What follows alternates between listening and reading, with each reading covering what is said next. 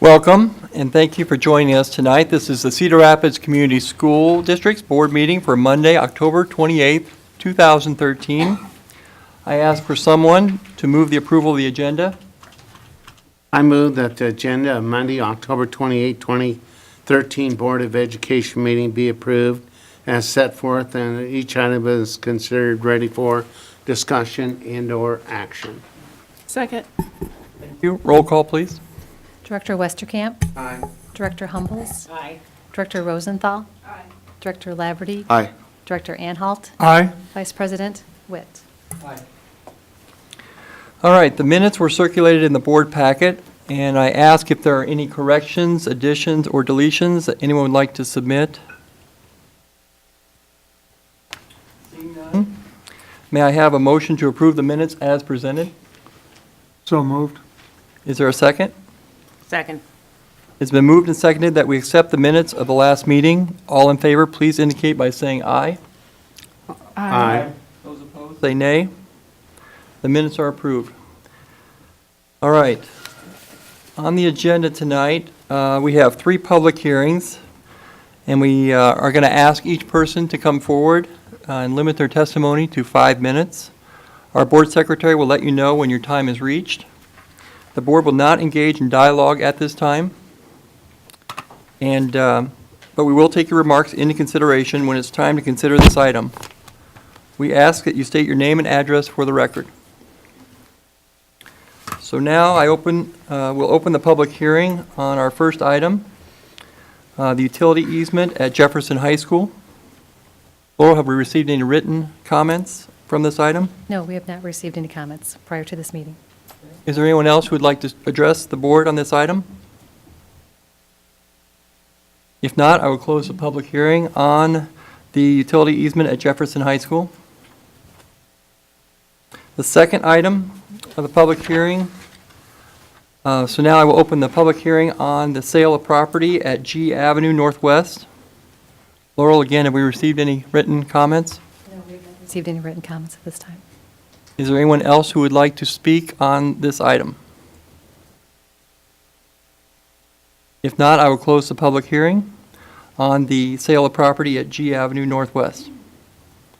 And number 3, I will now open the public hearing on the resolution on the cell tower at Johnson Elementary. Again, Laura, have we received any comments? No written comments at this time. Okay. And is there anyone who would like to address this? I have 2 cards here. Mr. Barnett and Ms. Millar. So you can come to the podium and address the board. Please state your name and address for the record. Hi, my name is Susan Millar. I live at 1628 8th Avenue Southeast in Cedar Rapids, and I'm a Johnson parent of what grade's he in? 3rd grade. And I'm also the PTA president, although I'm not speaking for the PTA this evening. I did receive a call about a week ago from Channel 9, KCRG, asking my opinion on the proposed cell tower for the top of Johnson School. And I was dumbfounded because I had never heard of such a thing. I didn't even know that that was an option for our schools. And talked to quite a few of my PTA parents and other parents at Johnson. No one had a clue. Candy did fill me in, and we started doing some research this past week. Or I started doing some research and was completely and utterly overwhelmed by what I read. There is a lot of research saying, that it's safe, that we shouldn't worry about it, that there's no effects on our student body. Then the other side of the research was that there's clusters of cancers, there's kindergartens getting leukemia, all sorts of terrible stuff, okay? It seems to me that it came down at about 50-50% of people who thought that cell towers on top of schools were a good idea, and 50% thought that it was a misuse of the school property. Personally, I fall in the misuse category. However, it did occur to me while doing this research that not enough of our parents really understood the issue. No one really knew about it. We did have a sheet that went home on Friday telling the parents that this was going to happen and that there was going to be a hearing tonight. There's not many of us here tonight. Must be a heavy homework night or something. But the truth is that a lot of our population at Johnson is not going to come here and talk about this. So I'm wondering if it's possible, before you vote on this evening, that you take a minute and think about coming to our school and educating our parents on what this actually means for our neighborhood. I think that would go a long way with getting our students and families involved. And I think that given the controversial nature of this, and I know that's even a controversy to say it's a controversy, because there's not a lot of studies that show that it can cause cancer. But both sides agree that there are no long-term studies, and that is my main concern, that there are no long-term studies. Even the American Cancer Institute agrees with that. There are no long-term studies on what this can do to young children who are still growing, whose brains are still forming, et cetera. So I think I would ask you to table this decision tonight if you can. I know the district needs the money. Johnson needs money. I understand the money wouldn't come to us, and that's not an issue for me because I don't want the thing there. But I know that the district needs the money. I would like that you try and find some other way to get the money and just let our little school set this one out. But if you do decide to go ahead with it, to come to our school and educate our parents and our staff about that. I know some staff are very concerned. They're not here this evening, but they are very concerned about the prospect of working under this thing for 20 years. So, thank you. That's all I have. Thank you, Ms. Millar. Mr. Barnett?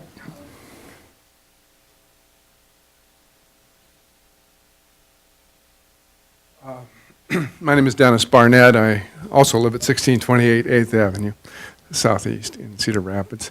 And I am also a parent of a third grader at Johnson. The same one, actually, as the woman who spoke before me. And certainly I concur with everything that Susan said. What I just wanted to add to this was it feels a little bit sudden. It feels like not having had word of this prior to, I think I heard first Friday or Thursday of last week about this whole thing. Seems to me like it feels a little bit, the presentation of it seems like it's being rushed on the parents of the children at this school. I have questions about it. I'm curious why Johnson, why not Erskine, why not Grant Wood? I mean, if we're going to do it on a school, why Johnson? It seems a little suspicious to me that it happens to be in an impoverished neighborhood with a primarily minority population of students. And I'm wondering why this particular school is being picked. I think it's important that we know if there's a geographical reason, a scientific reason that Johnson is the best place for it, then that case needs to be made, I think, to the parents of the school. My wife said that the parents are not likely to come to this meeting. Well, it's not just that they wouldn't be likely to come to this meeting. Many of them can't come to this meeting. And because their work schedules, because it's a very much a working class neighborhood. And it just feels a little bit rushed and feels like we don't have answers to the questions that we need to make an informed decision about it. The other point I wanted to make, that if it turns out that it is something that we think should happen, and that the parents, and they might very well, once they're more informed, they might very well support the decision to put it there. But the other thing I would like to speak for is that if there is a great deal of money coming in because of this decision, that money should be spent at Johnson. Johnson is a school that needs more resources.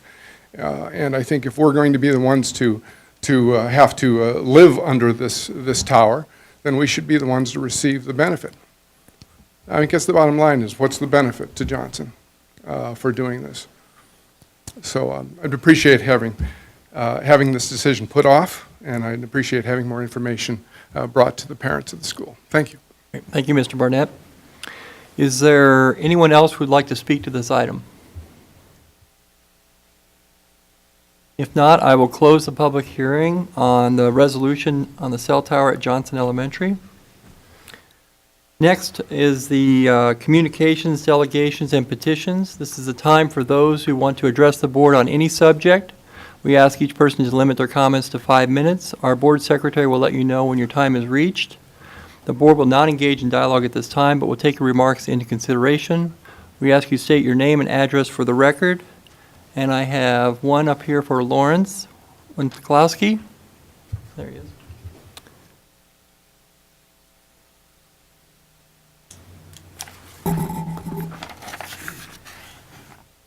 Lawrence Winklowski, 423 Former Monroe Road, Northeast. One thing I was going to want to mention, and sort of tied into what the previous speakers talked about, and it was inconsistency in notifications of public hearings. There are some types of public hearings which require a certain minimum amount of advance notice.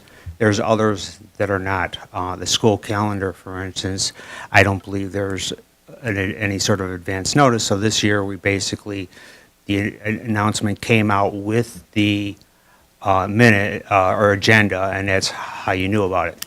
I think we need a policy that states that we will provide 7 or 14 or something like that days of advance notice, and it.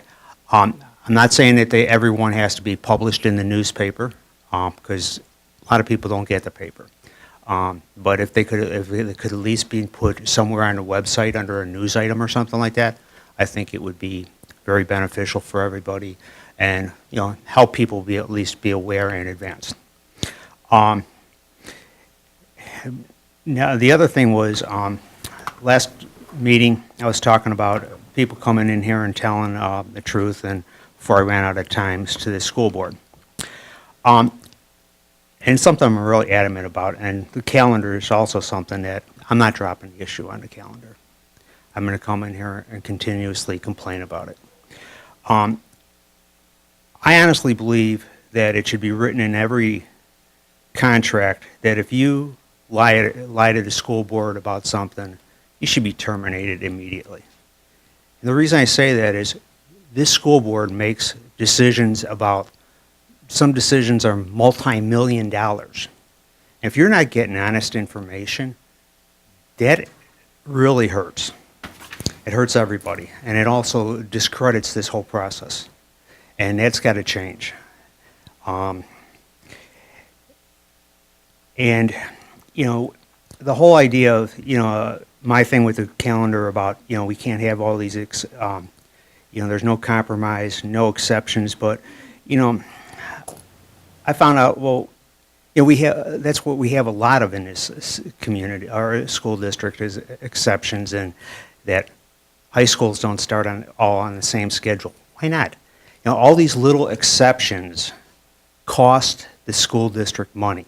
It may not be intuitively obvious, but they do cost money. And a couple $100 here and there, it starts adding up. Another thing, exception I heard about is, we have this program for sending middle school students to high school. I heard that there was some middle school students taking 4 classes, not 3. Well, if you're taking 4 high school classes, aren't you a high school student? I think that's the sort of the minimum, or pretty close to it. So why are we having exceptions for a couple children and not then making it available to everyone? All these exceptions that we keep doing have to stop, because all these exceptions are costing us money, and I think that's consistency. That's why we try to buy the same brand of computers, printers, and that, so we can get consistency. They're easier to repair, better cost on replacement parts and that. So anyway, that's all I have to say for today. Thank you. Thank you, Mr. Winklowski. Is there anyone else who would like to address the board at this time?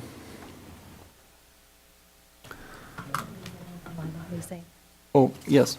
The next item we have, I guess, at this time is Layla Hussein is here from Alliant Energy.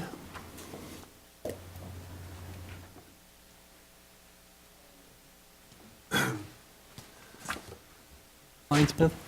Good evening, Vice President Witt and the rest of the board members. Before we get to Layla, I got a couple of comments to discuss. Layla Hussein is here tonight to present us a check for an energy rebate that we did for one of our projects. Just a little background on the project. The rebates for the Harding Middle School HVAC project, which consisted of some heating and ventilating work that was done over there. The project also included some new ceiling and some new lighting in that particular facility. The total project cost for that was about $10 million. So with that, I will turn it over to Layla. Thank you, sir. Big check. Do we get to keep that? Yeah. Yeah. At Alliant Energy, we are committed to helping our customers manage their energy needs by reducing energy usage and increasing efficiency. And we offer rebate programs to businesses and schools seeking to invest in these efficiencies. And the rebate program helps defray the cost of installing these technologies. The new lighting and geothermal system at Harding Middle School is the latest example of a strong partnership between Alliant Energy and the Cedar Rapids Community School District. This installation resulted in annual energy savings of 116,000 kilowatt hours for your school district. And this is equivalent to reducing the carbon dioxide emissions from more than 11 homes. We are delighted to share that in addition to the anticipated energy savings, the Cedar Rapids Community School District will receive an energy efficiency rebate of more than $112,000. Making energy efficiency improvements in your school facilities reduces your energy usage and results in lower bills for years to come. In addition to offering the cash rewards program for these projects, we have also partnered in the Green Team initiative that will further encourage saving energy, recycling, saving money, and creating a more sustainable future. We are pleased to see this program launch and couldn't be more excited to see the possibilities of what our teachers, students, and staff can bring. Thank you to the Board of Education and to Robert Kleinsmith and his staff in their commitment. Congratulations. Thank you.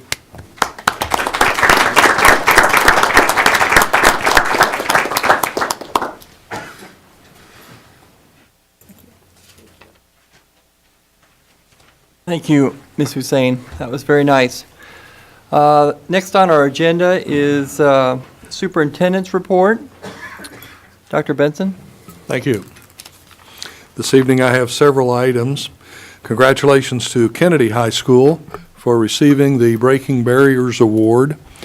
The award is given annually by the State Board of Education and honors schools that have made strides in reducing the educational gap among historically disadvantaged students. Kennedy's award is focused on their achievement among Latino students. Of the 1,400 plus public schools in the state, Kennedy was the very best in a combination of math and reading proficiency among Latino students. This year, the total of 6 schools will be honored. Kennedy staff will be recognized at a ceremony at the State Board meeting on November 20th in Des Moines, and I believe that Deputy Superintendent Mary Ellen Moss and a board member will represent the district level and some Kennedy staff. So congratulations to Kennedy staff. CBE selection. Since the last board meeting, we learned that the Cedar Rapids Community School District was selected for the Competency-Based Education Collaborative for the state. 10 schools from across the state were selected to join this collaboration to help set the direction and provide examples of pathways to bring competency-based learning systems to Iowa. We were selected for many reasons. Chief among them was our commitment to CBE through our approval of the Big Ideas program, which started this year. We are the only Urban 8 school to receive the grant and the only Grantwood AEA area school selected for this collaboration.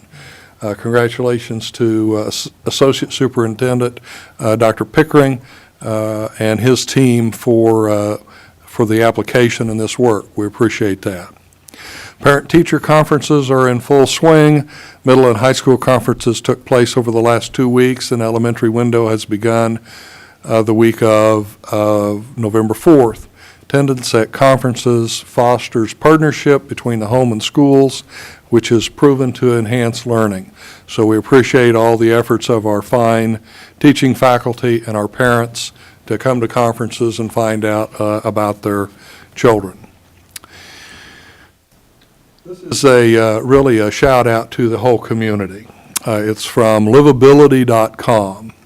We are proud to receive the recent news that Cedar Rapids, as a community, ranked first in Iowa cities and 29th in the nation in livability.com's top 100 places to live.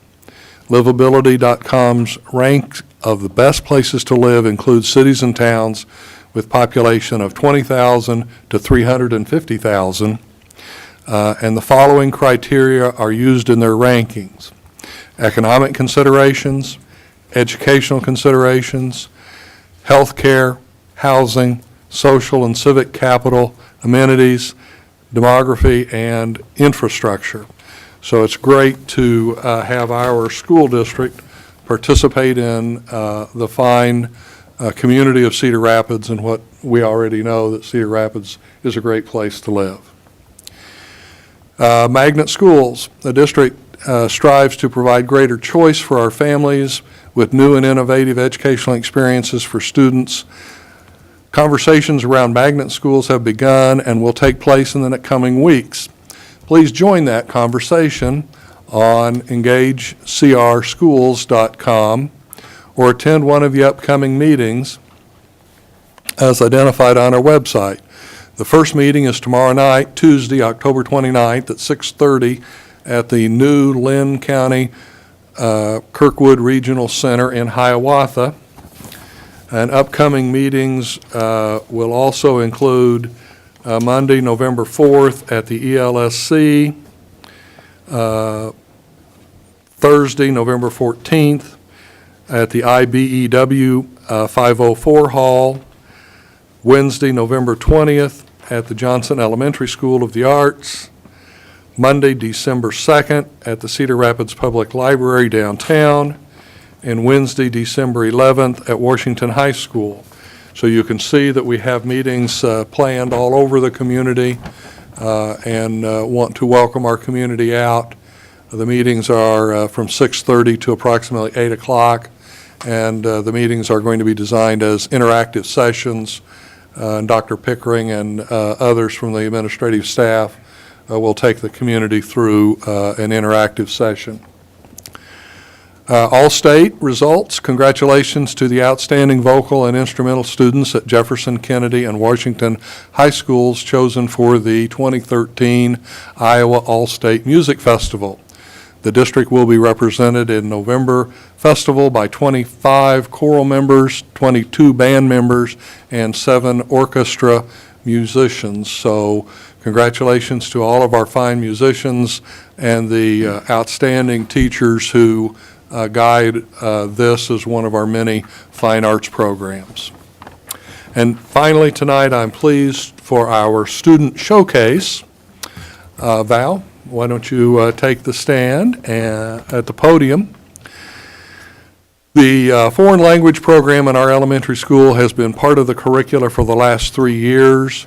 We have students here tonight and some of their accomplished teachers, and Val will introduce them. These students started in foreign language program as kindergartners and will continue through 5th grade.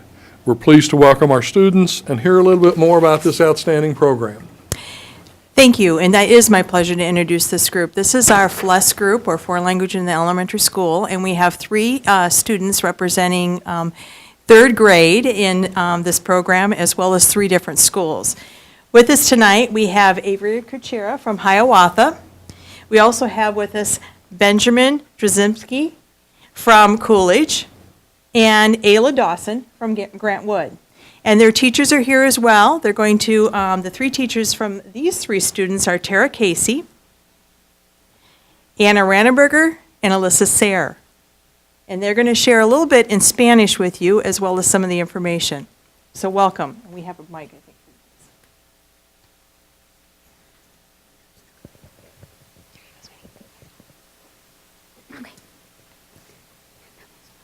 Buenas tardes, ¿cómo estás? ¿Cómo estás? Muy bien, gracias, muy bien, gracias. ¿Y usted? ¿Y usted? Hola. Hola, señora Ramberger. ¿Cómo estás? Muy bien, gracias. ¿Y usted? Muy bien, gracias. ¿Cómo te llamas? Me llamo Avery. ¿Cuántos años tienes? Tengo 9 años. ¿Qué tiempo hace hoy? Está soleado. And what's your favorite part about Spanish? I like being able to learn another language because I can help the ELL students and learn about a different culture.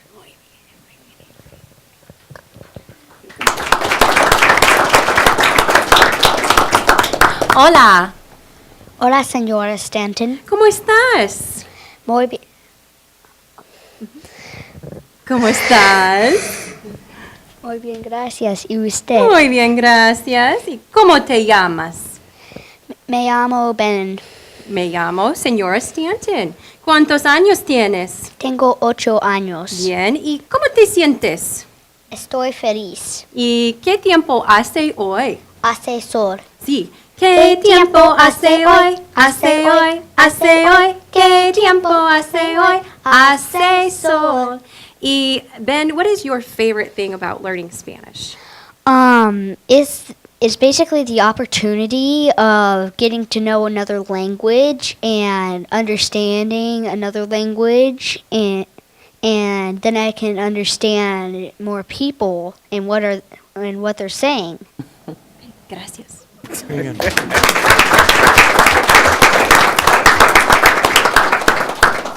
Hola, Ella. Hola, señora Quesito. ¿Cómo estás? Muy bien, gracias. ¿Y usted? Muy bien, gracias. And Ayla would like to share her favorite thing about Spanish class. My favorite thing about Spanish is you get to learn new songs and you get to learn a new language. So if like someone in your class and they speak a different language, you can communicate with them in a different language. Yes, she kind of did 2 questions in that when I asked her what her what was important. Why is it important to learn Spanish? And she said that if someone were to move in, she would be able to communicate with them. And then we have a body part song to share with you. Ready? And her sister maybe wanted to join us. I don't know. She's being bashful today. This is Ayla and her younger sister Amaya in 1st grade. Okay, you ready? Oh, and they match. Cabeza, estómago, pies y pies. Cabeza, estómago, pies y pies. Ojos, orejas, boca y nariz. Cabeza, estómago, pies y pies. And then we always forget manos. Muy bien. It's actually Ayla's birthday today, so if we could all wish her feliz cumpleaños. Feliz cumpleaños. Muy bien. Chicas, ven aquí, chicas. Okay, hacemos chumba. Chumba, que chumba, chumba, chumba. 10, 20, 30, 40 y 50. Chumba, que chumba, chumba, chumba, 60. Muy bien. Dóblense.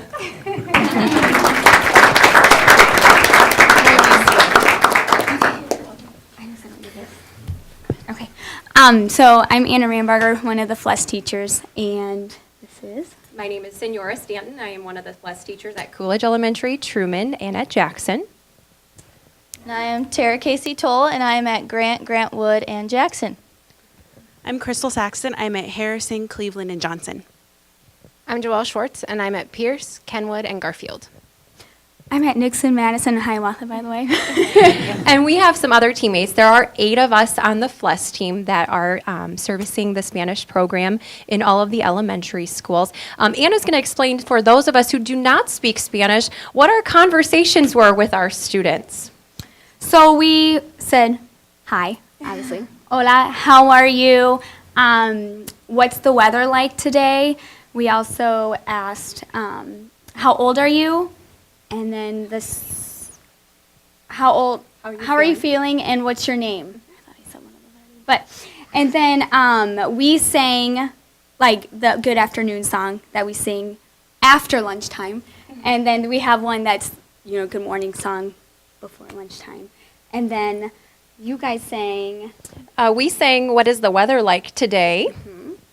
And we did our version of head, shoulders, knees, and toes. So. The goal of our FLES program, obviously, is to enrich communication and conversation. 95% of our 30-minute lesson is in the target language. So we are speaking entirely in Spanish for the most part. Our students are able to function and operate in those classrooms, participate, and then take that home and share their learning in their community. It's been a great opportunity. Great job. Yeah. Thank you very much for having us this evening. Students, thank you.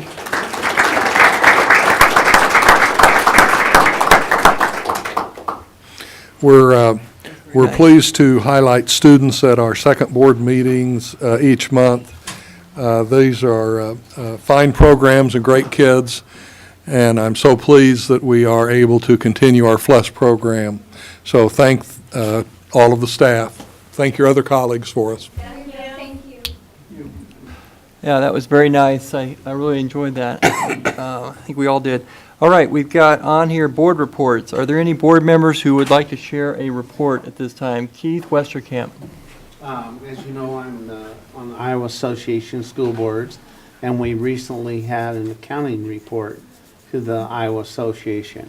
And Steve will like this. The report was a clean report for the IASB. Not only that, the financial situation of the board has turned around, and you'll be hearing about it at the state meeting. But when I went on the board, I spent a whole day sitting there listening to the qualifications and the exceptions that were there. We had hoped to get it down to 2 this year. It's a 0. So it really shows the forward progress that's out there, and it looks like we may be able to pick up some of the members that had dropped out, because they're seeing that the Iowa Association is really starting to function and perform as it should. So I think that's great news. Thanks for that report, Keith. Is there anyone else who'd like to share something? John Laverty. I went to the Iowa School Board Association's Region 6 meeting at Prairie High School the other night, and if you get a chance as a board member to go back, this was Basic 101, good boardsmanship and procedures at meetings and working with the public and so forth, and it was a great review for somebody that's been on the board even for a long time. So if anybody's interested in those handouts, I do have copies of all that and be glad to share them. That'd be great. Thank you, John. Is there anyone else who'd like to share anything? I do have one item here. We've got the building and department visits, and we're about half full on the signatures. So I'm going to pass this down, and if we could sign up, not right now, but sometime before we leave for those visits, that would be a big help for the administration. All right. Next we have is the consent agenda. And the consent agenda items were circulated in the board packet, and we ask if there are any items that require clarification or would like to be pulled at this time by the board. Seeing none, may I have a motion to approve the consent agenda as presented? There's no motion necessary on that, Vice President Witt. Well, I thought I'd follow a different task here. Is there a motion to approve the consent agenda as presented? Is there a second? Second. It's been moved and seconded that we approve the consent agenda. We will have a roll call due to the personnel item on the agenda. Director Humbles. Aye. Director Rosenthal. Aye. Director Laverty. Aye. Director Anhalt. Aye. Director Westerkamp. Aye. Vice President Witt. Aye. Thank you all. The consent agenda is approved. Under board governance, we have 3 items tonight. Is there someone who would like to move the resolution to approve the utility easement at Jefferson High School? I'd like to move the resolution of the approval of the utility easement at Jefferson High School as written in the board packet. Is there a second? Second. Any discussion on this item? If not, roll call, please. Director Rosenthal? Aye. Director Laverty? Aye. Director Anhalt? Aye. Director Westerkamp? Aye. Director Humbles? Aye. Vice President Witt? Aye. Thank you all. The next item is there someone who would like to move the resolution to sell the property at G Avenue Northwest Warehouse? I so move. Is there a second? Second. Any discussion on this item? If not, roll call, please. Director Laverty? Aye. Director Anhalt? Aye. Director Westerkamp? Aye. Director Humbles? Aye. Director Rosenthal? Aye. Vice President Witt? Aye. Thank you all. Is there someone to move the resolution to approve the cell tower at Johnson Elementary School? Can we discuss this first? I don't know, because Robert's rules would tell me that we'd have to move it to have discussion, because that way we open it up. But that's just me. I'm kind of a Robert's route. Well, I'm just wondering if we wanted to defer it rather than to actually have action. So Okay. that's why I wanted to bring that up. All right. I know this always makes it tricky when you have an item like this, because you don't want to vote, but we also usually like to move it in order to get it under discussion. So I will move it under Robert's rules so that we can open the discussion and then make a decision as a board whether or not to actually vote on this item or not. So for that reason and only that reason, I will move that the resolution approving the lease agreement for the cell tower located at Johnson Elementary School with Southwestco doing business as Verizon be moved as presented in the board packet. is there a second? I'll second it. Okay, now we can open up to discussion. Thank you, John and Ann. If it please the board, we have our business officials here to discuss various elements. In that discussion, I would like a discussion from your point of view on the consequence of tabling this till the next board meeting. Well, we're not certain as to whether or not tabling this would require us to restart the Chapter 297-22 proceedings, which requires us to publish and to hold the public hearing, et cetera. So we would check with legal counsel to find out whether or not we could bring this back after further discussion and investigation at a later date without going through all these processes. Make sense? Yeah. Yeah. We'd find the answer Yep, out. thank you very much. I do have a question. As I recall, I think I've been on the board long enough that we have approved some of these cell towers on district property in the past. Is that correct? Yes, we have. We have our first was an Iowa wireless installation over at Kingston on a monopole tower. That was about 5 or 6 years ago, maybe longer. And we have the second installation was on Wilson, at Wilson Middle School, on top of the roof, and the third installation was at Roosevelt Middle School. That was our most recent installation. Just an FYI, we also looked at the UEN, the Urban Education Network, 8 largest schools in the state of Iowa. We provide that comparability to you, with the exception of Sioux City and Davenport, which do not have any agreements with cellular providers. All other schools have multiple or will soon have at least one, in the case of Waterloo, agreements with cellular providers. Good, thank you. Any other questions for Steve? The towers, how high are they if they're placed on a roof? How high up?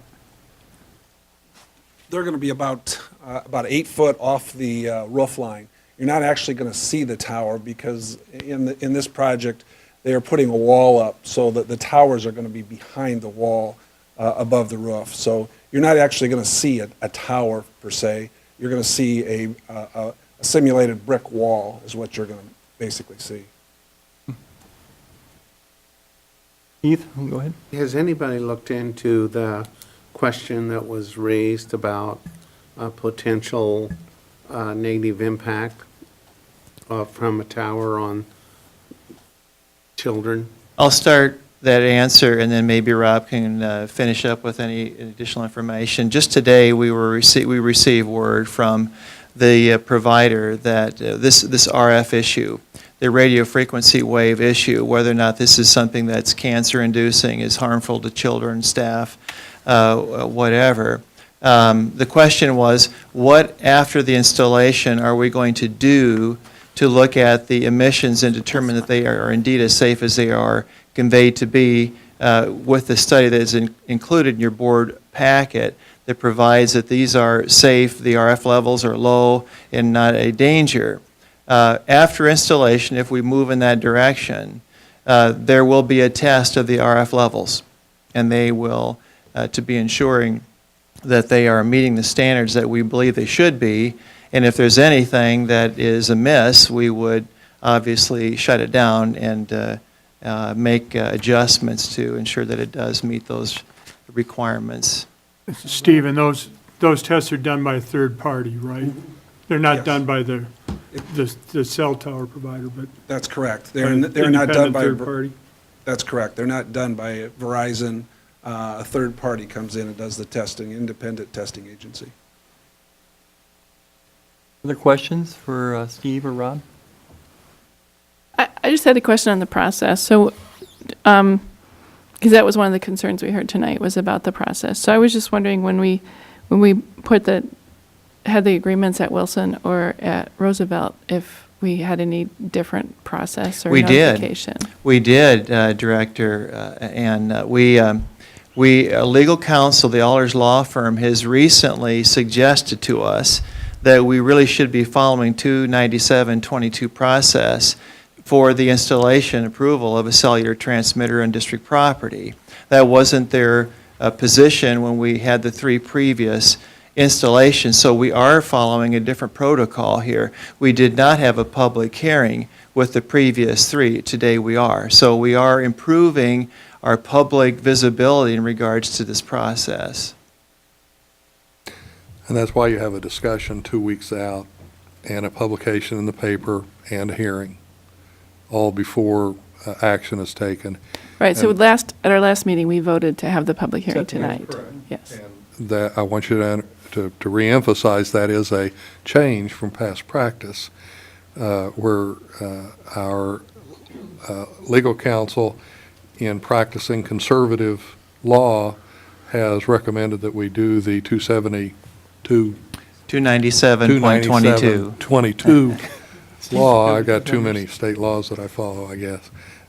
So we're here tonight in response to that opinion and going through that process.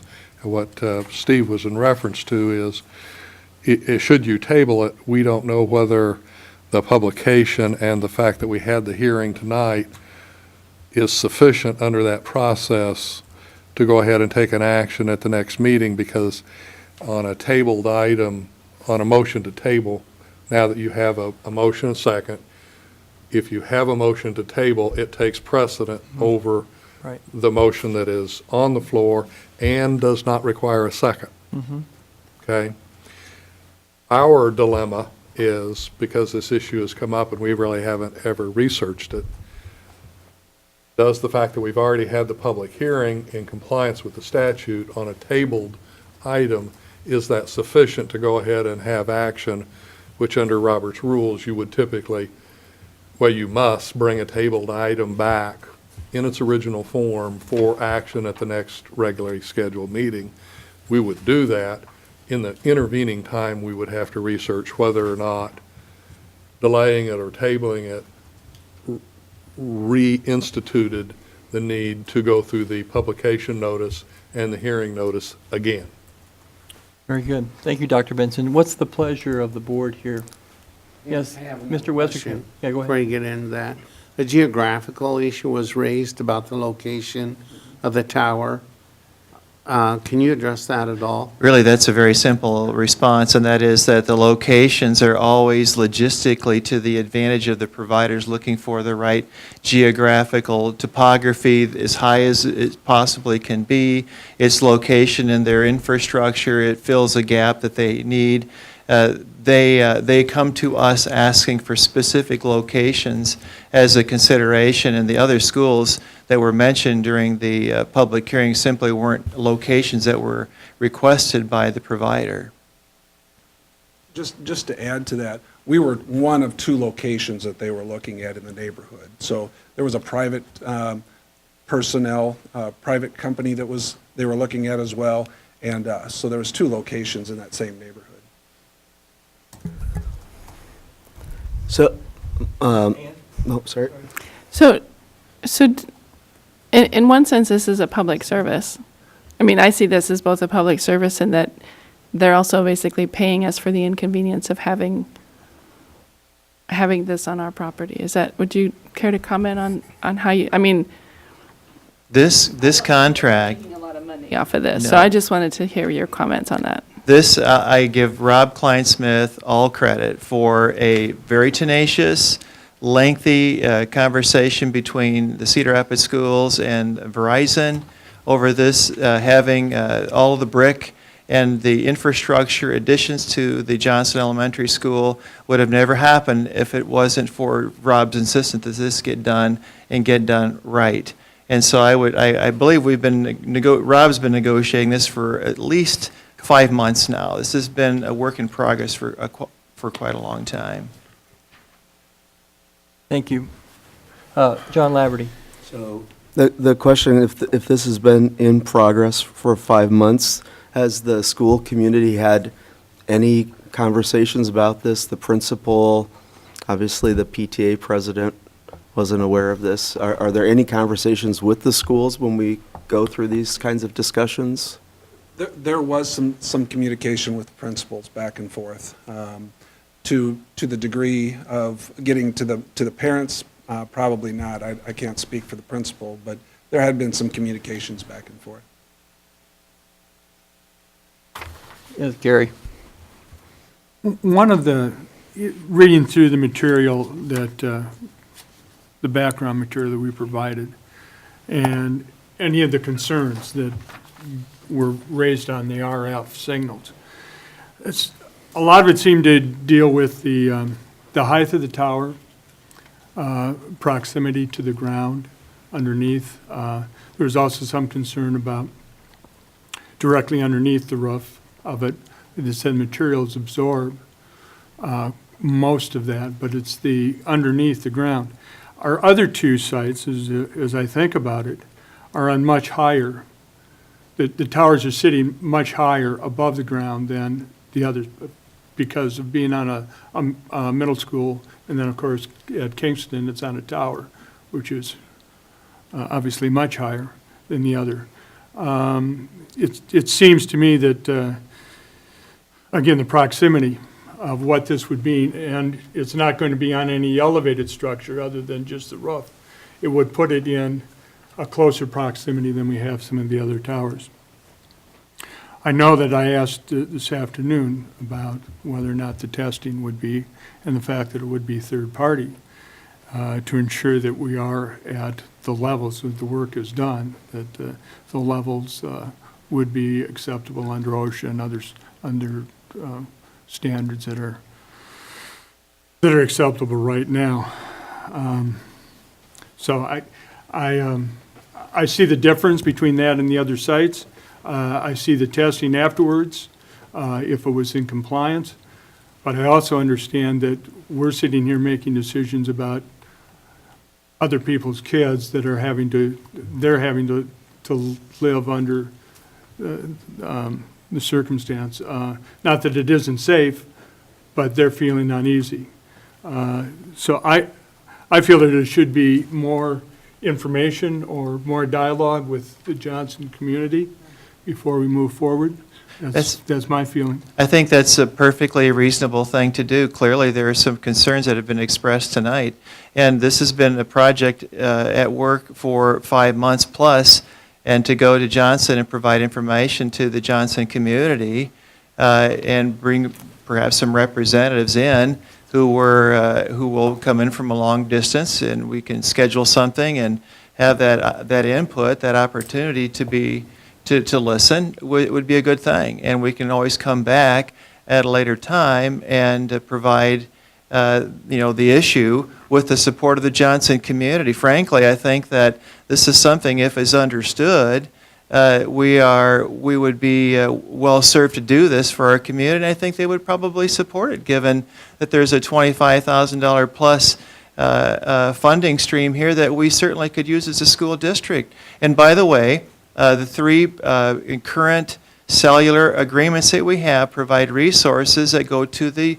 district's general fund for the general fund purpose. It's not something that goes directly to Wilson or to Roosevelt.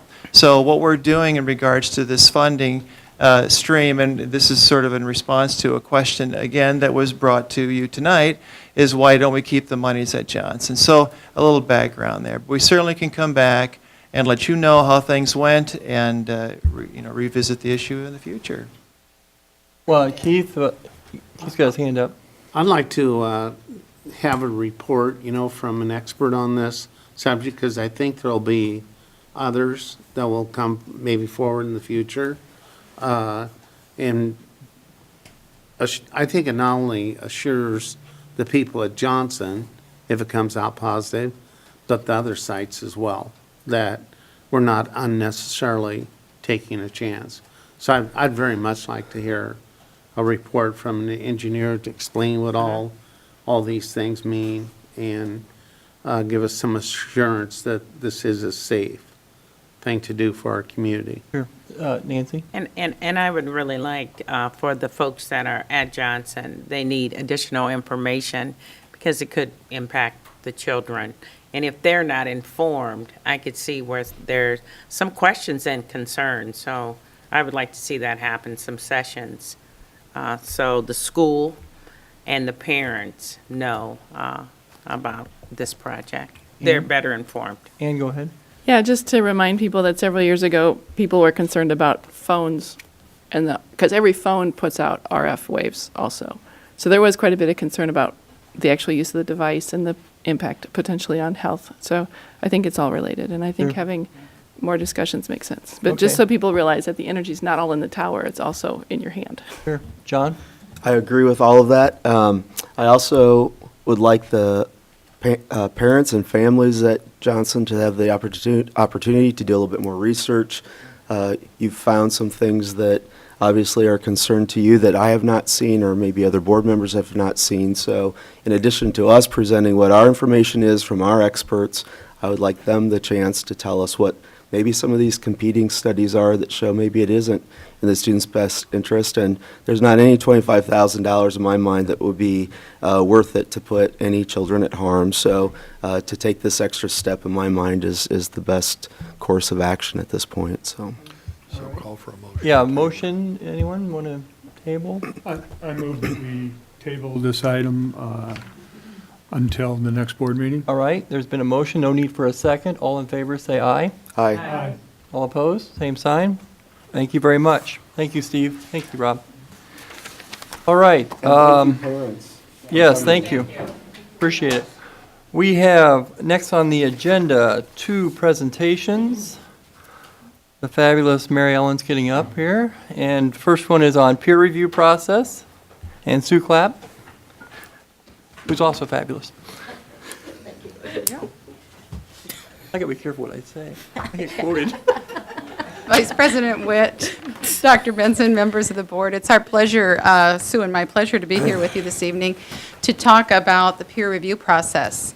If we think back to last spring when our legislature was still in session, they were working on the ed reform package, and part of the outcome of that was the peer review legislation that came about.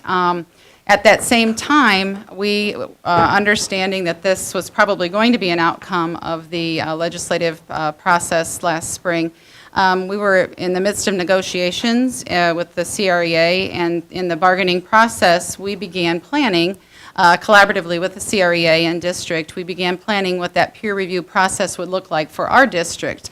And the reason we did that is because we think it's a great process. If you look at the 2 quotes that are on the board, the thing that we think is most powerful is that it does empower teachers to team up to improve student learning, and as well, giving them the opportunity to reflect upon their practice and share their knowledge with others. So we see the peer review process as a very positive outcome. We were fortunate that we had such a good relationship with the Teachers Association to begin that planning last spring, even before it was passed. And then we continued that work this last summer. We had teams of teachers, administrators, and from both the Teachers Association and the district working together collaboratively to develop what that process would look like. So our efforts were really to focus on the importance of conversation and reflection and really that collaborative teaming. So I think what we are going to share with you this evening is what it looks like in Cedar Rapids, our peer review process. One of the strengths, and if you look at the first bullet that is on the board, it talks about collaboration. And you here have heard me talk about collaboration for many, many years if you've been at board meetings or in conversations with me. The three tenets and the three priorities for professional learning communities, first, of course, is that commitment to building a collaborative culture. And the peer review process only enhances that collaborative culture among our staff that we have. In addition, those other components are that focus on learning and the focus on data within the PLC structure. So peer review, teachers working collaboratively, talking about their practice, reflecting on their practice is just one more component that we think is very powerful to support our teachers in the PLC process. And that third bullet, it was part of the legislative package, but through bargaining, we were able to put it into our contract as a letter of understanding. We're really reviewing this still as a pilot. We've got a lot of things to be learning about the peer review process and how it can really work and benefit teachers and our craft. As Mary Ellen mentioned, we did revise the form, our individual professional development, our IPDP, our plan, and basically we use that form just so that we could say that it isn't anything new that we're doing. We're not adding to your plate, but we're just making it fit what's best for our education. We wanted to stress that it's non-evaluative. It's the teacher's time to really take risk, to try out their new strategies, to emphasize, to improve their instruction, to impact student learning. So what does it look like? Sue's going to talk a little bit about what the team looks like. Well, right now, this is what they've been working on. All teachers are to be forming their teams, and it's teacher choice unless they're having trouble finding the right team. We've recommended the 3 to 5. State legislature said 2 to 6. So we allow some wiggle room when we have some of those smaller groups of teachers that it's just making sense for only 2 of them to work together. We don't want them to create something that isn't making sense for the groups that they're already working with.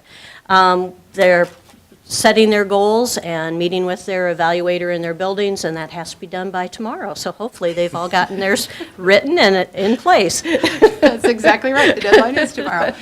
So what might that look like? If you look in the middle column where it talks about the goals, is it just a random goal? No, absolutely not. It's linked to the school improvement plan, and you heard Dr. Pickering last week talk about school improvement planning and that process. It's going to be based on the needs of the students at that school building. It will be based on the needs of the students at that grade level or in that content area. And an example would be if a team decided to work on reading comprehension, that would be something that was already in their school improvement plan, and then their plan would be even more specific as to what that looked like. The next part, the collaborative language, this is probably something that will be needing to provide more professional learning opportunities for a lot of our staff.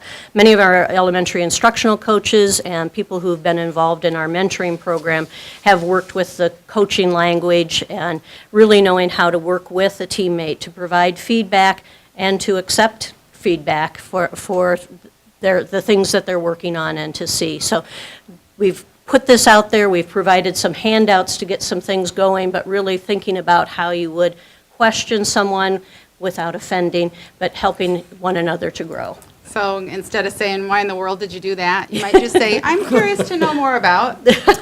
How did you decide to work on that? Yes, exactly. So, and that those conversations about your practice are very personal, and in the method of improving, sometimes we want to make sure we're doing that in a very thoughtful, planful and thoughtful way. The characteristics for effective instruction, you've seen this many times. The board members saw this on a poster in the past as part of our improving the instruction in our classrooms goal. And this comes from the Iowa Core curriculum. This is the instruction component of the Iowa Core. We know the Iowa Core is about curriculum, instruction, and assessment. These are the things, they've made this into a wonderful little acronym. You know, we could always come up with a new acronym for everything. This has to do with what do we think are the most important components of high-quality instruction in classrooms. And under each of these letters are several indicators as well. So what does it really look like to have a student-centered classroom? What does it really look like to have rigorous and relevant curriculum? So this is some of the guidelines that teachers are provided with and focusing on as they set those goals for their peer review process and their individualized professional development plan. We are providing professional learning to our administrators and to our teachers within this area of the Common Core. And it is research-based. We really want to be encouraging all our teachers to no longer be teaching in isolation. Our professional learning communities really stress the collaborative work, team effort, so this just fits in very nicely with having a peer review team. Oops. And this is a sample IPDP, individual professional development plan. This summer, some of my Cedar CREA leadership team helped me to put together a few samples, so we do have a couple of samples out on the website to just kind of help guide. We'd like to get more out there as teams are developing those, and we've offered that up as if somebody has a really great peer review plan in place that we could use it with taking teacher names off. So there are a couple samples out there for them to look at and refer to as they're developing their plans. So what you've received just now is an abbreviated version of what our teachers and our administration received back before the school year started during pre-service, and which is the outcome of the work that was done during the spring and the summer. And we're just wondering if you have any questions. Great, thank you very much. Board, do we have any questions for Mary Ellen or Sue? Yes, Ann. Yeah, I was just wondering what kind of feedback you've been getting from teachers. One of the things that Sue and I talked about a little bit this evening was, should we have a team come and talk about what they are doing? Because that would be tons more meaningful than hearing the two of us talk about this. And we realize that they're very early in the process. It's not really all that new to them to work collaboratively on their IPDP or their individualized professional development plan. In the past, many of our teachers worked together on those anyway, and I think that's simply because of the emphasis that we've had on collaboration over the years. But the feedback that we're receiving is not anything negative at this point. It's kind of moving along in the process, and I think what we hope to do is to have some teachers come back later on in the year and talk about how it's going for them. And we are committed to following up with our administrators, with the teachers, through the CREA meetings, and saying, how is it going and what do we need to change? We know it's not going to be perfect the first time, probably. If it is, it'd be a miracle. And we're certainly open to making those changes as we see the need for those. Probably the biggest concern right now is how do I choose my team, and because you're connected to so many people, and so finding the right team and the goal area that your team wants to work on. I would imagine that time also becomes a factor too, because it's, again, now one more thing. And the fact that we're now, when you're talking about 3 to 5, to try to find common time for that group, for a larger group, to be able to have those conversations, I'm sure. The easier ones are the ones that are already established PLC groups or grade level teams that are already working together and have common time. And I shared with Mary Ellen that we had a few teachers that we were talking about it last week, knowing that we were going to be presenting, and they said that really the evaluation piece has not been an issue. And when their grade level team was meeting and the principal came in, they said, you know, we're kind of working on our peer review right now. We'd really rather it was just our group. They said, great, and they headed on out. So, you know, they really are abiding by this is peer review time, or this is now our evaluation time. My work with mentoring, what I found was that the mentor, this is a great professional development model. When I found that the mentor was almost as learning because of the self-reflection they were going through as they were observing and as they were looking at other teachings, that how did they do their own craft, that it really was a two-way street. So to strengthen that professional development and those conversations, I think it's a great step forward. Anyone else have any questions? Keith, fire away. I have a comment about SMART goals and so on in this. And I'd like to see that just brought in a little bit tighter, that it's more measurable, that we're sure that we will have maybe specific reading programs or whatever that staff are adopting. I think this is great, but I'd like to see a little bit more measurable. Thank you. It's the right progress, don't get me wrong, but it just tightened up a little bit. Some are much better at writing those SMART goals than others as far as really getting specific. I just Yeah. really feel they're important and something we need to continue, and I don't really see that embedded in this. Very good. Well, thank you all. All right, next we have a presentation on district safety initiatives. Steve and Jill. Thank you, Dr. Benson, Vice President Witt, and members of the board. Tonight, I'm pleased to bring you a report regarding the district safety initiatives. Joining me tonight in this report will be Steve, of course, Erin Marie Toms from Milhiser Smith Insurance Agency, and Sue Wilbur, who has been our safety specialist and risk officer. Before I turn it over to them, I want to just give you a little bit of a background on where we are. Back in 2011, the spring of 2011, our district insurance broker recognized a pattern of increased workers' compensation claims and costs related to worker injuries, and we engaged EMC, our insurance carrier, in assistance for safety. In the summer of 2011, we'd had an independent safety consultant come in and review our data. And based on that and discussions with EMC and Milhiser, we made a decision in the fall of 2011, with your support, to hire someone dedicated to safety full-time. In December of 2011, that person was hired, and they're going to provide a report to you tonight. Next slide. The three items for report tonight are the safety committee and how we've expanded and improved that, what others have done in terms of the industry, and also the work that she has done since that December 11th date. Okay, I'll turn it over to Steve. If you could go to the next slide, please. Thank you.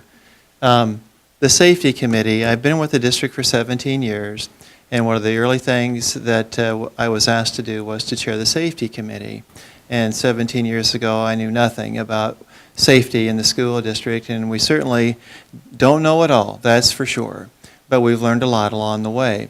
And so this has been a long-standing committee that predates my tenure here with the school district, with at least prior to this expansion of the membership, 16 district staff have served for a number of years on the safety committee. And we previously also were meeting 4 times a year. If we go to the next slide, please. These things have changed. The purpose of the committee is right there for you to see. We have a charter included in the board packet of information. It provides a charter purpose of what the committee is all about. And we have actively engaged our school community on inquiring as to what our staff felt about the facilities, and we do receive on a regular basis concerns. Indoor air quality would be a good one, where we're receiving concerns about indoor air quality issues in one school or another, and responding to that as best that we can. And there are other issues too, certainly. The membership has been expanded from 16, I think we have about 23. And we're asking, and we are still working on, I think, having a commitment from our employee union representatives. So we've got union representation on our committee. I know Sue Clapp is now a new member of our committee, representing our teachers as well as our paraprofessional staff. Another really good addition is Erin Marie. You're going to be hearing from Erin Marie in just a moment. Erin Marie is a Milhiser Smith employee. She is making a direct connection between the school district and EMC Insurance. EMC is our provider of all of our property, casualty, and work comp, with emphasis on work comp insurance. And safety is certainly more than work comp, but work comp is certainly a big part of safety, and particularly in the recent years where we've had some challenges regarding our work comp program. But having Erin Marie at the table at all of our safety committee meetings now has been a great connecting point between the school district and Millhiser-Smith on to EMC. And our meetings have been increased from 4 to 7 per year. We need to meet more frequently than we have in the past. So I will stop, and I'm going to turn it over to Erin Marie. I serve as the Director of Risk Improvement for Millhiser-Smith Agency, and we serve over tons and tons of commercial clients. And before I was there, I was at an occupational medicine facility here in town, served as the business liaison for a hospital. So I've been in safety for a while, and to give you a perspective other than the school district, with my clients, whether they're my clients or if it's safety in general, there's two schools of thought, proactive and reactive. So proactive is you do things to prevent injuries and accidents from happening. You do near-miss investigations. You do trainings. And then reactive is making sure that it never happens again. And the other thing that comes with the safety culture is who is responsible for this injury. Is it the person that got injured? Is it the person that didn't correct the incident? What's the paradigm that person is in? With commercial industry and private entities mostly, you look at who is footing the bill. If it's the company, if it's going to be somebody else, if it's a direct insurance, or if it's a different type of insurance model. But the big thing about that is what are the costs involved and how are we going to cover them? So if you look at Coke, for example, they have down to the extra can of pop that they have to sell for every shoulder injury, for every hip injury, for every slip, trip, and fall, things like that. And those costs can be direct, as in indemnity, as in medical bills, things like that, or they can be indirect, and those are things like morale and really important elements that you really can't quantify in a number. So when we started working with the school district very, very closely, we decided to tackle the low-hanging fruit. Thank you. And so the big thing that we did is we needed to find an advocate and a communication center for the school district in terms of safety. And so they designated one person to steer safety as a go-to person, but with lots of support. And that support comes from the safety committee, it comes from leadership, it comes from the principals, it comes from a lot of different folks within the district. Also, we wanted to reevaluate the injury management protocol. That is how injured employees are directed for care. And that can be different, and it can evolve over time. And I think that's what possibly could have happened with the school district, is if you stop keeping such a mindful watch because it isn't a pressing concern, if it's doing fine, then things can, the big ship can be steered ever so slightly, and then it's hard to turn it around. So we utilized internal sources for triage and started taking folks that had a bonk on the head, a sliver in their finger, whatever else, to be triaged internally by a health secretary or whatever within the building instead of running to get medical care. Because every time they saw a nurse, every time they saw a doctor, even if it was for one checkup, even if it was just to say, I'm okay, it was costing the district. And if we could internally do that, where the paperwork is set up in case any professional medical help was needed, we could eliminate a lot of cost. And we'll show you in a little bit how successful that was. We also, with this new person to steer safety, decided to educate and communicate and make that a priority. So we wanted to educate those employees, all employees, on this new protocol, how we're going to take seriously all injuries and illnesses at work, but how we're also going to take those a step further and make sure they're investigated so that they don't happen again. So point number 3 is implement an accident investigation protocol, and this is not to lay blame. 5 to 7% of all workers' comp injuries are fraudulent. However, we did this in order that we make sure that it doesn't happen again. That's the main goal with accident investigation. And then with that, we lastly enforced a robust return to work program. And the reason we did that was because there is significant, back please.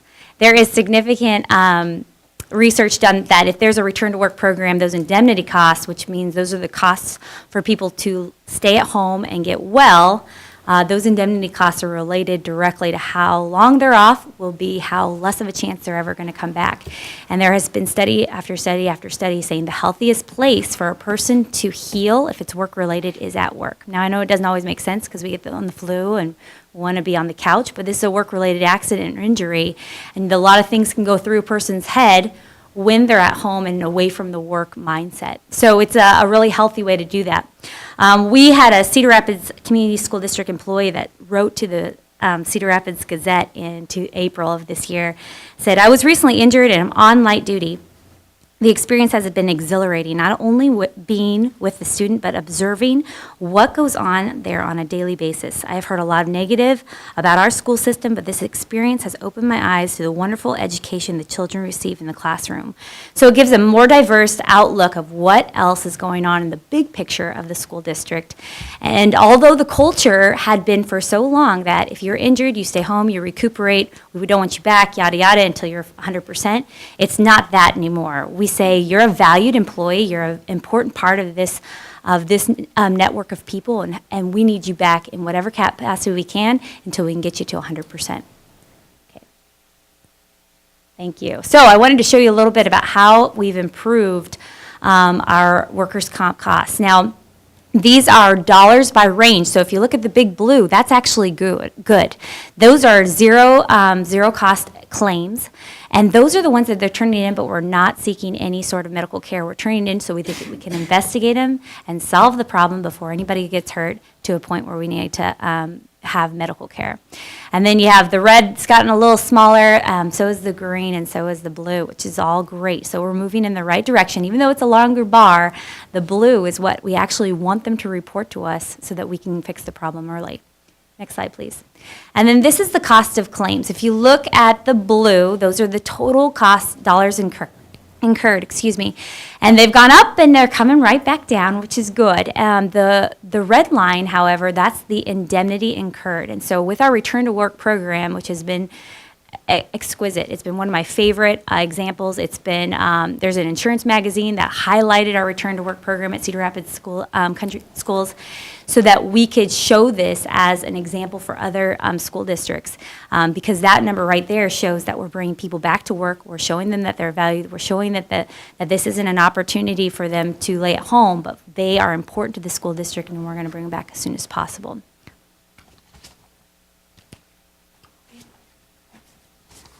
Good evening.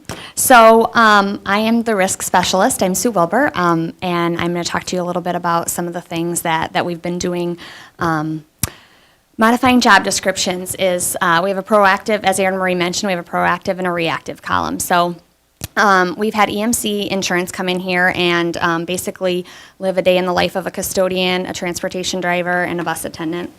Those are our highest injury rates, the highest work group that has injuries. And so we asked them to look at what they do on a daily basis, and they came up with some suggestions on modifying their job descriptions to make sure it's actually reflective of what they do. So we're working on that. We've implemented a new pre-employment physical called the PCP test. In years past, we just had a 15-minute job task where somebody would just come in and a physician and physical therapist would just ask them some questions and have them climb a ladder and do a few things. Now they have a PCP where they're hooked up to a machine and it's actually testing their physical capabilities. That helps us make sure that these people are physically fit to perform the task. The computer reads out and you get a pass or a fail based on the job level of how hard it is between a 1 through a 5. So that's something that we've worked with St. Luke's Workwell Clinic to implement that, and that's made a difference. And then we've had a task force within buildings and grounds and transportation.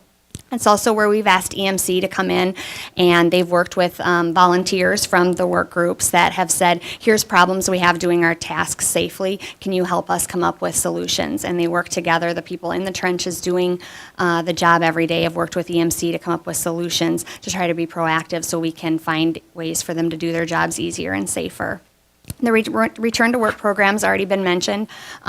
Before, we did not have a return to work program. Now we have a pretty robust return to work program.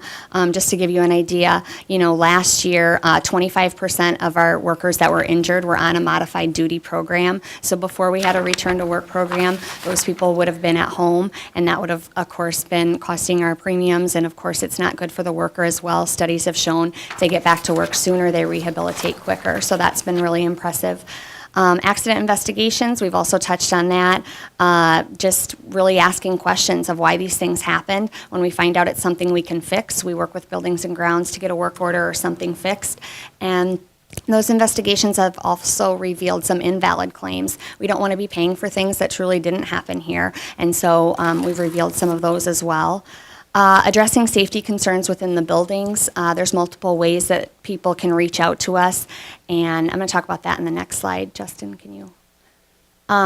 So what else have we done just about safety awareness at the school district in general? We've had presentations at all the buildings at the start of the work year. We've touched all work groups. Every single district employee has heard us talk about safety. I've taken about 20 minutes at each building or within each department to talk about, what to do, being safe, those sorts of things.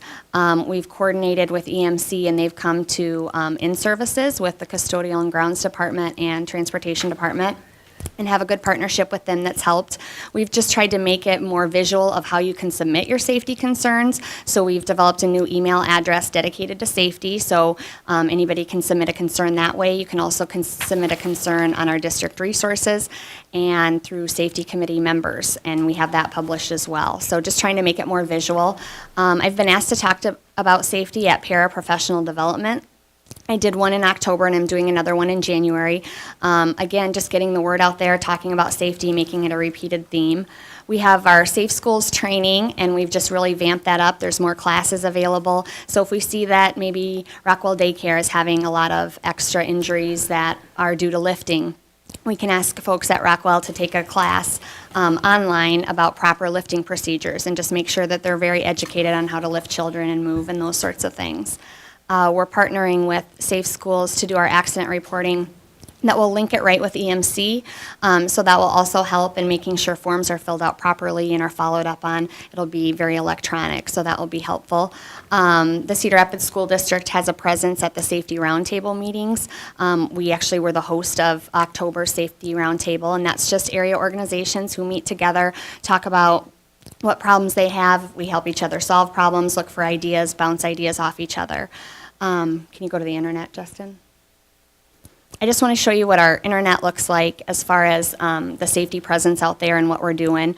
This is just under district resources. Safety has its own page. We have a safety tip of the day that changes every Monday, where you just get notified about just different safety tips. And then on the left, when you click on safety, down on the left-hand side, again, you can see our safety committee members. So if you click on that, people know who they can submit concerns to. It just shows all the people that are on the safety committee. Okay, can you go back?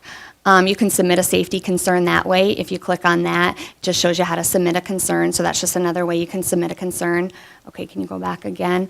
There's all the forms so people know what to fill out and where to go. And then the safety awards at the bottom there, I just want to illustrate that.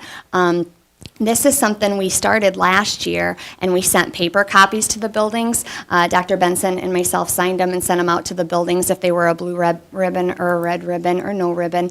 But in our efforts to go green, we've decided to do this online and go away with the paper certificates. So we do that. We track this on a monthly basis. If you had a blue ribbon, you had no injuries. If you had a red ribbon, you had an injury, but you didn't seek treatment. And then, of course, no ribbon means you had an injury and you did seek treatment. So the buildings are excited about this. They're kind of getting into a little bit of a competition about it, and it's been really successful. So, okay, can you go back to the PowerPoint, Justin? Next slide, please.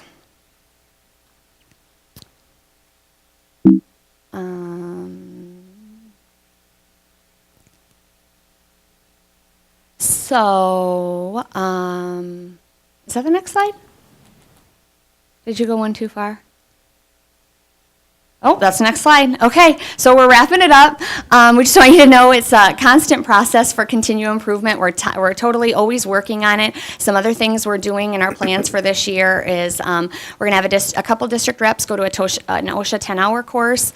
We're talking about attending the Governor's Safety Conference. We try to go to all of Milheiser Smith's Risk Improvement Series. They have these on a monthly basis, and we try to go to those. We're working with special services, and we work with other schools to get ideas on de-escalation techniques with regards to students. We have a lot of student-inflicted injuries, so we're working on looking into why those are happening and how we can prevent those. Again, getting input from staff when they tell us, hey, come and look at this. I think this is a hazard. We're getting right on that, going out to the building and looking at those things. It's constantly working with the safety committee, bringing ideas up on a monthly basis of how we can improve. And you can see there are our goals for the year. Of course, workers' comp is primary, and then of course we're looking at fleet safety with our accidents with our vehicles as well. Next slide. That's all we have. Do you have any questions for the group? That was very comprehensive. Thank you. Anyone? You got a question, John? So I do have a question. A lot of this with the workers' comp, I really appreciate. We've had concerns as a board over a number of years when we saw those numbers starting to increase, and we want to have a safe and healthy environment for our staff and students and everyone involved. So that's terrific. The second priority that I see listed at the end here is the fleet safety, and we really didn't talk about that. And we did get some information, Steve, earlier that I asked Laurel to share with the rest of the board about losses related to driving incidents, and it's almost $200,000. And again, it seems like a fairly important area, and I understand Denny can't be with us tonight, so I'm not going to press for answers on this, but I am curious about these losses, if they're really related to buses or if it's other issues, what kinds of training we have for staff using buses and other types of vehicles, volunteers in our district. And I think, that would be good information to kind of supplement this presentation at some point. Because I have had a concern, I think, as a parent, seeing some of the driving behaviors and things, and how do we mitigate some of those things? So that might be helpful for us as well. I could give you just a quick preview, Sure. Director Lafferty, and we had an extensive conversation today with Danny, and he had a conflict in his schedule. Unfortunately, he was unable to be here today, but he will be informing the board of the proactive training program for all employees that are driving district vehicles, and not only bus drivers, those who drive vans as well, and other district vehicles. And so he's going to be talking a little bit about that. The data that you saw, all the board members saw, that represents 45 vehicle accidents in the 2012-13 school year. And I think about 11 of those, actually I think more than 11, I think 14 of those were accidents involving the other driver who was at fault. So we could take about a third of those off the table because they occurred to one of our district-owned vehicles, but it was not our fault. So we're really isolating on a fewer number, and we're still working on, of those, what are buses, what are vans, et cetera, et cetera. So we'll get that information to you, plus what we're doing for training to promote vehicle driving safety. Terrific. Great, thank you. Anyone else? Ann? And just related to that, does the district have a program to review driving history of the people who drive and? Absolutely. Okay, Yeah, to we make have- sure that if someone had 3 speeding tickets in the last year, maybe they're not a valid driver or a permitted driver or something like that? There's a protocol we follow for Okay. drivers that have moving infractions. There's a protocol that we follow when we're considering someone to drive a district vehicle, whether it's a paid employee or a volunteer. Okay. We check the driving record before we allow drivers to get behind the wheel. Good, thank you. Gary?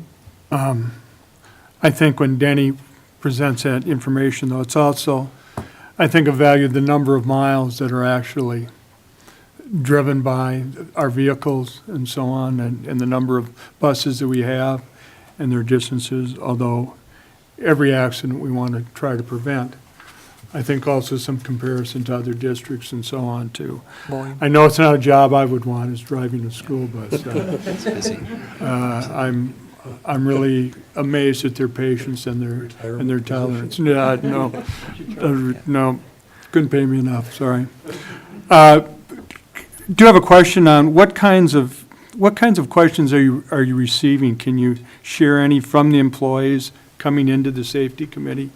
What kinds of concerns? Well, the probably the most frequent category would be indoor air quality. And indoor air quality continues to be a concern, and we continue to look at issues where we have concerns about mold in our buildings. This is a very common one, and we address it as best we can. We have, I think, fewer indoor air quality issues than we did, say, 10 years ago, but we've got a lot of new installations of HVAC systems, so that has improved our indoor air quality, I think, generally speaking. But we still do have those indoor air quality issues. We have concerns over tripping hazards, sidewalks that have seams that through heaving cause a tripping hazard. So we do a lot of the the concrete work, asphalt work on the exteriors of our buildings. We have concerns about carpeting, old carpeting that begins to bunch up and causes tripping hazards. And you'll see some duct tape on our buildings because we need to address carpeting as best we can. And it may be a few years before that carpeting is scheduled to be replaced. Those would be some pretty common ones. Lighting is also a common concern. We don't have enough of it at night, particularly during this time of the year when we have shorter days. And so when staff are leaving a building at dusk and they're walking to their cars, they want to be safe. And so we typically will get some lighting concerns expressed, whether we are installing lighting or whether we're just replacing a burned out bulb. Those are the common Are we ones. using more LED lighting in the outdoor? I've noticed the city now is in the process of switching, and it's made a big difference, I believe, on our. Well, I'm on our seeing, I look at streets. Rob over here, he's shaking his head. I know that we have a major energy initiative going Yes. on, and we are replacing both. LED where we're more energy efficient. Great. But it I creates know it's more light, more expensive, internet. but Initial cost versus light output and utilities, it's a trade-off. Good, Lasts longer. thank you. Great. Anyone else? John? Just a question. We'd had a conversation at one point about just incentives for safety, about staff fitness and these sorts of things. And it seems to me that in some of these things you had mentioned, you're testing for physical exertion. Obviously, somebody could test and get the job, but are we doing anything to incentivize staff to, in some of those more exertion-related jobs, to stay fit and be able to continue to do the positions well and safely? Well, the Blue Ribbon Program, as simple as it is, and it's no cost, it has really excited staff. The buildings get pretty competitive with each other. Part of the paper certificates, they didn't know how they rated with somebody else. So we got a red ribbon, but what does everybody else get? So that's seemed to be a big trigger.